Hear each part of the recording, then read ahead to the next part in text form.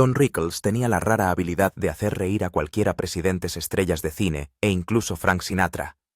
Pero su compañero de escenario más inolvidable fue Johnny Carson. Noche tras noche sus bromas electrizaban The Tonight Show, creando la imagen de una amistad basada en el humor y la confianza. Pero cuando Carson abandonó la televisión nocturna en 1992, todo cambió. Lo que Rickles creía que le habían prometido nunca se materializó, y la amargura que le siguió perduró durante años. Hasta casi el final de su vida, Rickles no reveló la verdad sobre su complicada relación con Carson, algo que pocos podrían haber imaginado. El ascenso de Don Rickles. La comedia en su esencia siempre se ha basado en la sincronización, la entrega y el elemento sorpresa. En la época dorada de la televisión, dos hombres reinaban en la cima de ese mundo, Johnny Carson y Don Rickles. Juntos, ayudaron a dar forma a la comedia moderna. En la pantalla parecían los mejores amigos intercambiando golpes y haciendo reír a los espectadores noche tras noche. Pero detrás del telón la historia era mucho más compleja. Nacido el 8 de mayo de 1926 en Queens, Nueva York, de padres inmigrantes judíos, Rickles creció en Jackson Heights, donde la cultura yiddish llenaba su hogar. Más tarde diría que ser judío agudizó su ingenio y le dio el toque que definió su comedia. Como muchos jóvenes de su generación, la vida de Rickles se vio interrumpida por la Segunda Guerra Mundial. Con solo 18 años, se alistó en el U.S. en 1944 y sirvió a bordo del USS Sirene. Aunque nunca entró en combate directo, la disciplina y la camaradería de la vida militar le dejaron una impresión duradera y le dieron tiempo para pensar en su futuro. Tras la guerra, Rickles se dedicó a la interpretación y se matriculó en la prestigiosa Academia Americana de Arte Dramático de Nueva York. Soñaba con papeles dramáticos, pero las audiciones solo le trajeron rechazos. La frustración acabó empujándole hacia la comedia, no por la ambición de ser cómico, sino simplemente para estar en el escenario y conectar con el público. Al principio Rickles contaba chistes normales con poco éxito. Entonces una noche los abucheadores interrumpieron su actuación.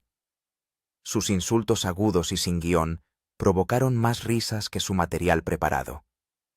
Esa noche encontró su voz. La comedia de insultos se convirtió en su seña de identidad, no era cruel, pero sí afilada, y dejaba que el objetivo se sintiera incluido en la broma en lugar de atacado. Este equilibrio le hizo inolvidable. Un gran avance con Sinatra. El momento decisivo de la carrera de Rickles se produjo en Miami Beach, cuando Frank Sinatra se encontraba entre el público. Sin dudarlo, Rickles le espetó: «Siéntete como en casa, Frank, pégale a alguien». El público rugió. A Sinatra, famoso por su dura reputación, le encantó.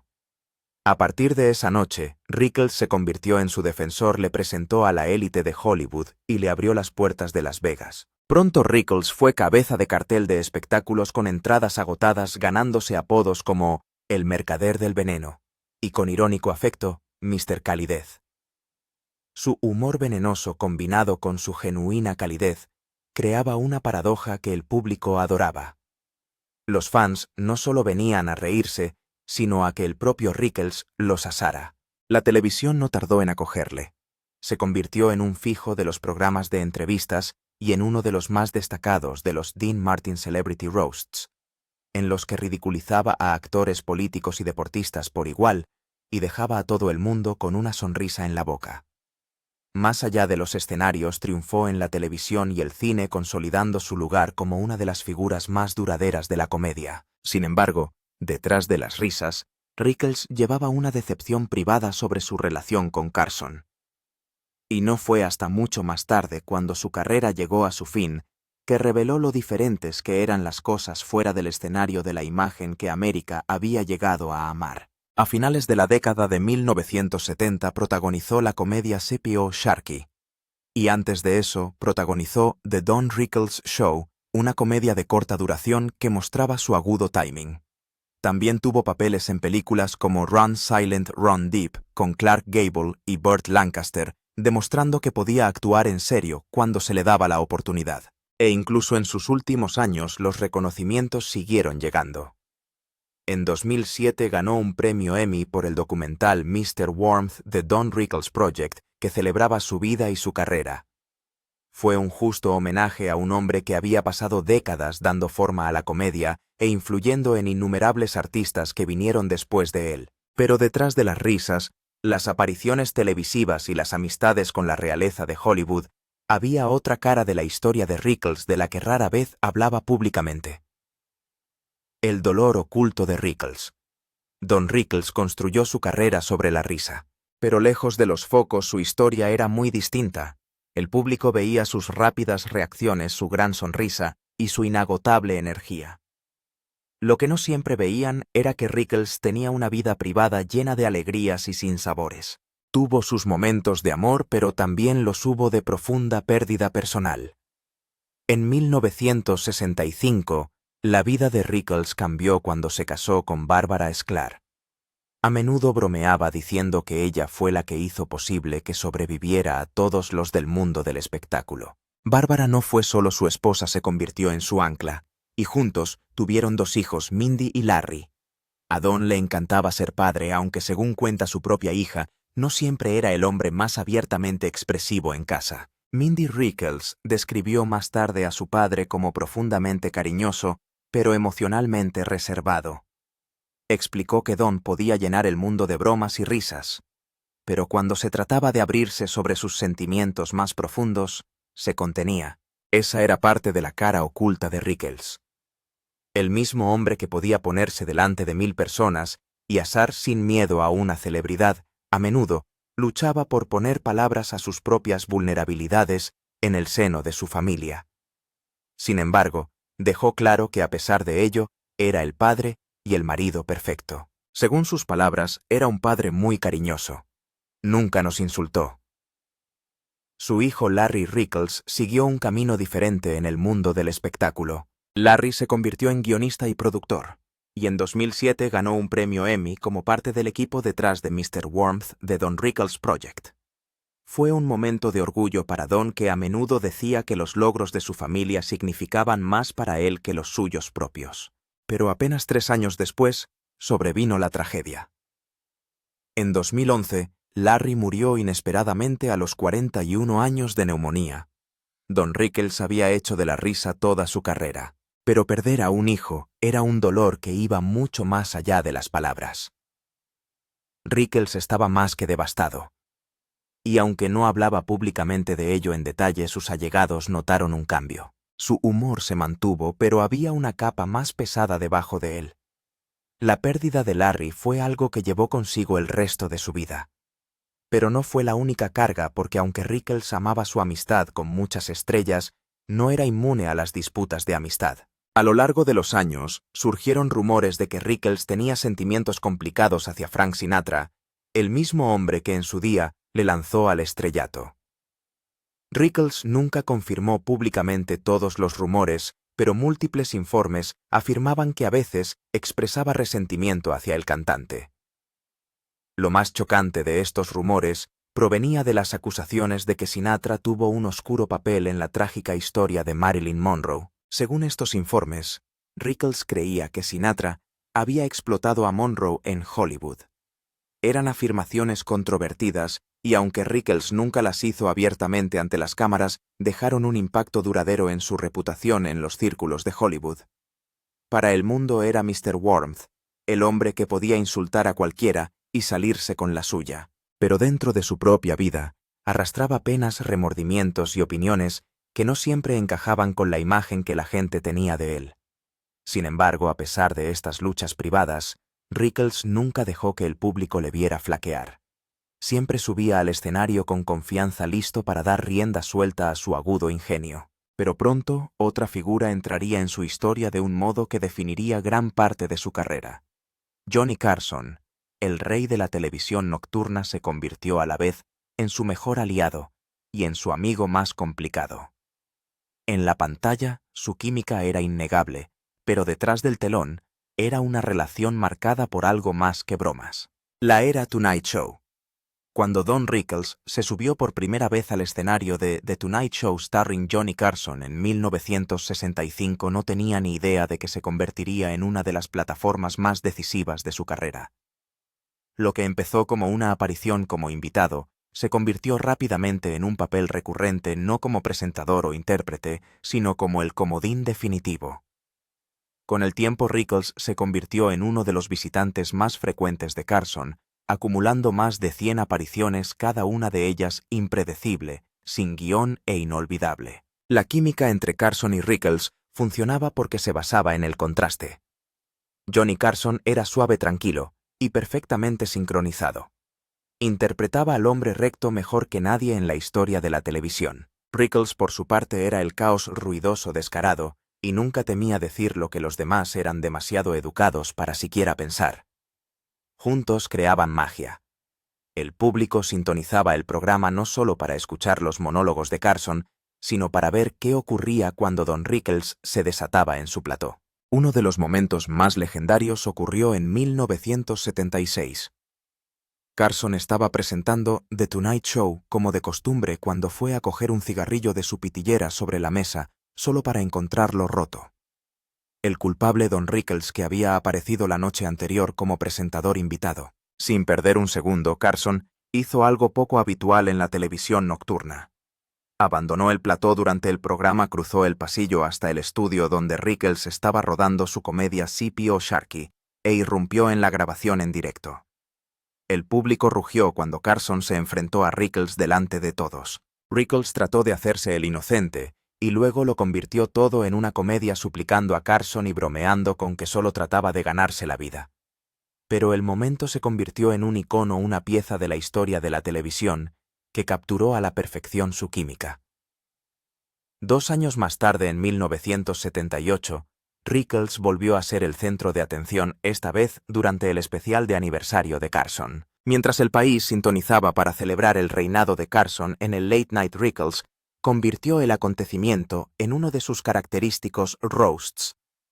Se burló de Carson, sobre todo, desde su riqueza hasta sus múltiples matrimonios, bromeando con que Johnny cambiaba de esposa como la mayoría de la gente cambia de coche. Carson, sentado allí, con su característica sonrisa y un cigarrillo en la mano, dejó que Rickles se desmelenara. Era la prueba de que Carson confiaba en él lo suficiente como para hacer cosas que pocos podían hacer. Rickles también disfrutaba de la comedia física cada vez que aparecía en el programa. En un famoso sketch, Carson se tumbaba en una camilla de masajes durante un número cómico. De la nada, Rickles irrumpió e interrumpió la escena.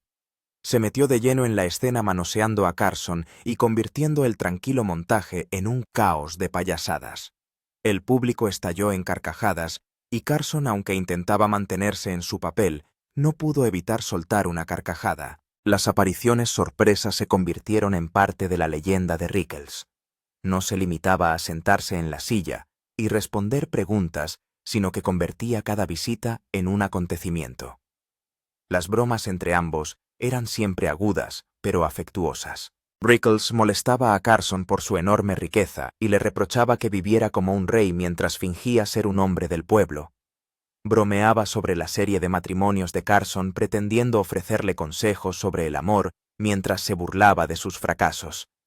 Y Carson, a su vez, se quedaba sentado dejando que los insultos rebotaran en él, interpretando el papel de hombre recto, frío y ligeramente exasperado. El ritmo entre ellos era tan natural que a menudo parecía menos una entrevista nocturna y más dos viejos amigos bromeando durante la cena.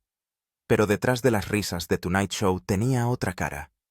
El control de Johnny Carson sobre el programa era legendario. Mientras dejaba que Rickles se expresara libremente en antena, mantenía un férreo control sobre quién podía sentarse en la silla de invitado. Muchos cómicos y artistas sabían que Carson podía hacer o deshacer una carrera con una sola invitación o con la negativa a concederla. Y algunos incluso temían su influencia. Varios incidentes de gran repercusión revelaron el poder de Carson a la hora de contratar invitados. Joan Rivers, que había sido su presentadora habitual y de la que él había sido mentor, fue expulsada permanentemente de The Tonight Show tras lanzar su propio programa nocturno sin informarle previamente. Carson no volvió a dirigirle la palabra y la prohibición duró hasta después de su muerte. Otro caso fue el del impresionista Rich Little, que supuestamente entró en la lista negra porque Carson consideró que se burlaba de él con demasiada frecuencia durante sus actuaciones. Incluso Rickles, que podía burlarse de Carson a la cara, entendía los límites. Ante la cámara se burlaba de la actitud distante de Johnny, y se burlaba de él por su rigidez o su excesiva seriedad. Sin embargo, fuera de las cámaras, Carson era conocido por ser un hombre muy diferente. Frío, distante, y a menudo poco interesado en entablar amistad con sus invitados. Muchos famosos que visitaron el programa describieron a Carson como educado pero distante una vez que se apagaban las cámaras. Rara vez se mezclaba entre bastidores, y cuando terminaba la grabación tendía a retirarse a su propio mundo.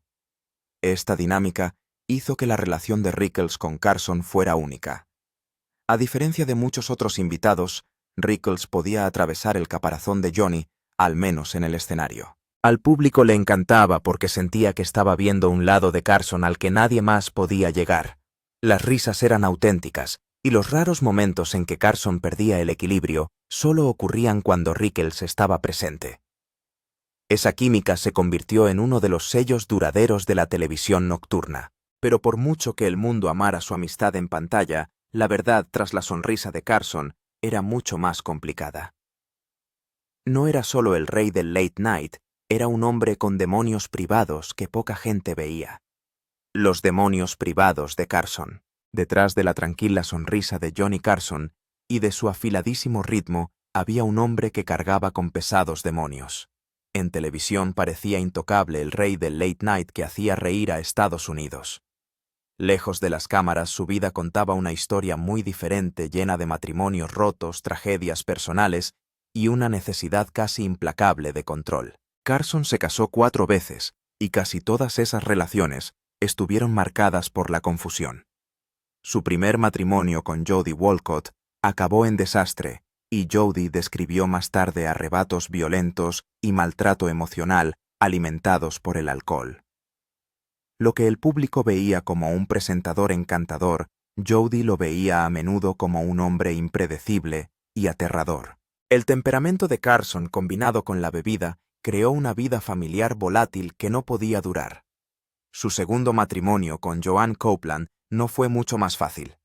Joanne hablaba abiertamente de los hábitos alcohólicos de Carson, describiendo episodios en los que sufría desmayos y mostraba lo que ella llamaba una tremenda ira hacia las mujeres. Reveló una faceta de Carson que pocos conocían, la de un hombre cuyas inseguridades se manifestaban a menudo de forma destructiva.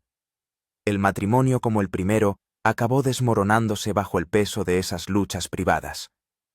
Incluso con todo el éxito que alcanzó, la vida personal de Carson rara vez parecía estable. Seguía avanzando profesionalmente, pero entre bastidores luchaba con la confianza, la intimidad y la ira. El alcohol jugaba un papel importante, a menudo intensificando los problemas que ya bullían bajo la superficie. Cada matrimonio parecía seguir un ciclo similar de encanto, conflicto y colapso. Carson también se enfrentó a la tragedia como padre. En 1991 su hijo Richard murió en un accidente de coche a los 39 años. Richard había sido fotógrafo y el accidente ocurrió mientras conducía por la costa de California. La pérdida fue devastadora, pero Carson decidió no asistir al funeral. Su razonamiento fue que su presencia atraería la atención de los medios de comunicación y convertiría un momento familiar privado en un espectáculo público. Fue una decisión que reveló hasta qué punto luchaba contra la división entre su imagen pública y su dolor privado. A pesar de ser el hombre más visible de América cada noche, Carson era en el fondo una persona intensamente reservada y recluida. Rara vez asistía a las fiestas de Hollywood, evitaba largas conversaciones con los invitados una vez que las cámaras dejaban de rodar y prefería retirarse a su propio entorno controlado. Quienes trabajaron con él a menudo le describían como una persona tímida e incluso retraída una vez que desaparecían los focos. Le gustaba estar al mando de su entorno y su obsesión por el control se extendía a casi todos los ámbitos de su vida. Carson encontró salidas inusuales para liberar parte de su energía contenida. El tenis Se convirtió en uno de sus pasatiempos favoritos, un deporte en el que la disciplina, la concentración y el control eran esenciales. También le encantaba tocar la batería, y a menudo se retiraba a practicar para canalizar sus emociones. Estas aficiones le proporcionaban una estructura, una forma de gestionar las partes de sí mismo que parecían imposibles de domar en las relaciones. Las contradicciones de la vida de Carson lo hacían a la vez fascinante y difícil de comprender. Podía hacer reír a millones de personas con un solo gesto en televisión, pero en casa sus matrimonios se desmoronaban bajo el peso de su ira y su distanciamiento. Era adorado por el público pero solitario en privado, y a menudo se alejaba incluso de sus más allegados. Todo esto añadía una capa complicada a su amistad con Don Rickles. En la pantalla Rickles se burlaba de los matrimonios de Carson, de su riqueza y de su distanciamiento. El público lo veía como una comedia, pero bajo esas bromas había una pizca de verdad. Era parte de lo que hacía que sus bromas fueran eléctricas, pero también sembró la semilla de la tensión que más tarde conduciría a su propia caída silenciosa. El desencuentro de Rickles con Carson. Por mucho que Don Rickles y Johnny Carson entretuvieran al público con su química en pantalla, su amistad no permaneció ajena al rencor. Cuando Carson se retiró de The Tonight Show en 1992, Rickles creía que su larga trayectoria en el programa y su innegable conexión con el público le convertían en un candidato natural para sucederle. Para muchos, la idea de que Rickles ocupara el trono del Late Night podía parecer poco convencional, pero para Rickles era algo que se había ganado a pulso. Esa expectativa nunca se hizo realidad. La NBC cedió el programa a Jay Leno, un cómico más joven con un estilo muy diferente. Leno se había forjado una reputación de monologuista atractivo para la clase media estadounidense, con una presencia segura y accesible que los ejecutivos creían que mantendría altos los índices de audiencia. Entre bastidores, la decisión no era solo una cuestión de comedia, sino de negocios, demografía y estrategia corporativa. Pero para Rickles fue algo personal. Al parecer, el traspaso le dejó un profundo resentimiento. Amigos y colegas recuerdan que Rickles habló duramente de Carson en privado durante esos años, acusándole de traición. Al parecer, llamó mentiroso a Carson por haberle hecho creer que tenía posibilidades de conseguir el puesto. A los ojos de Rickles, el hombre que había compartido escenario con él durante décadas, que se había reído de sus insultos y le había hecho volver al sofá una y otra vez, le había abandonado justo en el momento en que tenía al alcance de la mano la mayor oportunidad. Rickles sintió algo más que decepción. Creía que su amistad había sido más una actuación que una realidad construida sobre las apariencias para la televisión, más que sobre una auténtica lealtad. Aunque la frialdad de Carson fuera de las cámaras no era ningún secreto en Hollywood, Rickles siempre había supuesto que lo suyo era diferente. Enterarse de lo contrario, o al menos creerlo así, fue una herida que nunca cicatrizó del todo. Mientras Carson disfrutaba de su jubilación, Rickles se llevó consigo la amargura. Aunque siguió actuando, apareciendo en programas de entrevistas y disfrutando del éxito hasta bien entrada su madurez, el tema de la jubilación de Carson le producía una visible frustración. Según informes internos, el resentimiento latía silenciosa pero persistentemente, influyendo en su forma de reflexionar sobre sus décadas en el mundo del espectáculo. En público, Rickles seguía bromeando sobre Carson, manteniendo vivo el viejo ritmo para el público que recordaba su apogeo. Sin embargo, las púas juguetonas enmascaraban un enfado real. A menudo insinuaba que la relación que la gente veía en pantalla era más una puesta en escena que una amistad personal. El afecto que parecía tan genuino bajo las luces del estudio no se extendía mucho más allá de las cámaras. Con el paso de los años, los sentimientos de Rickles hacia Carson dejaron de ser de rivalidad para convertirse en decepción. El hombre que había sido un elemento tan importante en su carrera le había acabado dejando de lado. Cuando la salud de Carson empezó a deteriorarse a principios de la década de 2000, Rickles seguía cargando con el peso de las secuelas. Su vínculo, antaño pieza clave de la comedia televisiva, se había fracturado, y lo que quedaba era una incómoda mezcla de admiración por el talento de Carson y resentimiento por la forma en que terminaron las cosas. Esa complicada historia hizo que el momento de la muerte de Carson en 2005 fuera aún más significativo para Rickles. El mundo lloró la muerte del rey del late night, pero para Rickles también fue el cierre de un capítulo lleno de risas y dolor sin resolver. El fin de una era. La noche en que Johnny Carson se despidió de The Tonight Show, en 1992, lo hizo con una elegancia que pocos artistas alcanzan. Pero en los años siguientes, su presencia fue desapareciendo poco a poco de la vista del público. Carson rara vez concedía entrevistas, apenas aparecía en televisión, y prefirió pasar sus últimos años en la más absoluta intimidad. A principios de la década de 2000, el que había sido compañero nocturno de América vivía en silencio casi como un fantasma del pasado del mundo del espectáculo. El 23 de enero de 2005, ese capítulo llegó a su fin. Carson murió por complicaciones de un enfisema a la edad de 79 años. La noticia golpeó al mundo del espectáculo como un trueno. Aunque llevaba más de una década retirado la influencia de Carson, seguía planeando sobre la televisión nocturna, marcando a todos los presentadores que le siguieron. La pérdida se sintió como el cierre de una era cultural, no solo como la muerte de un hombre. La noche siguiente, el 24 de enero, The Tonight Show rindió homenaje a su antiguo rey Jay Leno, que había heredado la silla de Carson, apartándose de su habitual formato cargado de monólogos, por el hombre que había construido la casa que ahora ocupaba.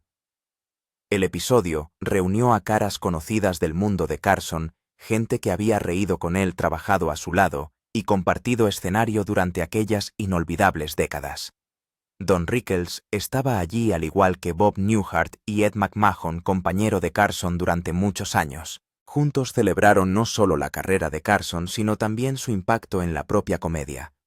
Rickles, que arrastraba años de complicados sentimientos hacia Carson, abordó el homenaje con sorprendente calidez. En ABC habló con franqueza llamando a Carson el mejor hombre recto que un cómico podría esperar. Añadió que Carson era un genio complicado, una frase que captaba perfectamente la doble naturaleza del hombre, el brillante presentador en el escenario y la figura distante en la vida privada. No fue una despedida edulcorada. Rickles no pretendía que su amistad hubiera sido intachable ni que nunca hubieran existido tensiones. En su lugar, optó por honrar a Carson reconociendo tanto sus dones como su complejidad. Viniendo de Rickles, que nunca rehuyó la honestidad, tuvo peso demostrando que aún respetaba lo que Carson había logrado. El propio episodio de homenaje fue un recordatorio de lo profundamente que se sentiría la ausencia de Carson. Ed McMahon, que había pasado 30 años a su lado, habló con la reverencia de un hombre que había perdido a un compañero, no solo a un jefe. Bob Newhart, otro titán de la comedia, reflexionó sobre las innumerables noches en las que el programa de Carson fue el latido de la cultura estadounidense. Y Rickles, a su manera, recordó a los espectadores que el genio de Carson no estaba solo en los chistes que contaba, sino en el espacio que creaba para que otros brillaran. Para Rickles, el momento fue agridulce. Llevaba décadas provocando a Carson en antena, burlándose de sus matrimonios, su dinero y su distanciamiento. Al público le encantaba, y a Carson parecía gustarle, pero detrás de esas risas siempre estaba la sensación de que su amistad nunca alcanzó la profundidad que la gente imaginaba. La muerte de Carson marcó más que el final de una vida, el final de una era del entretenimiento. Había definido la televisión nocturna durante 30 años e incluso en su jubilación nadie podía ocupar realmente su lugar. Todos los presentadores que le siguieron de Leno a Letterman pasando por Conan se mantuvieron a su sombra. Y para Don Rickles, la pérdida fue también personal. Fue un recordatorio de su propia mortalidad, de la difunta generación de cómicos que una vez dominaron la cultura estadounidense. ¿Crees que Don Rickles debería haber tenido la oportunidad de presentar The Tonight Show? Cuéntanoslo en la sección de comentarios. Si te ha gustado este vídeo, no olvides hacer clic en el siguiente vídeo de tu pantalla, darle a me gusta y suscribirte a nuestro canal para recibir más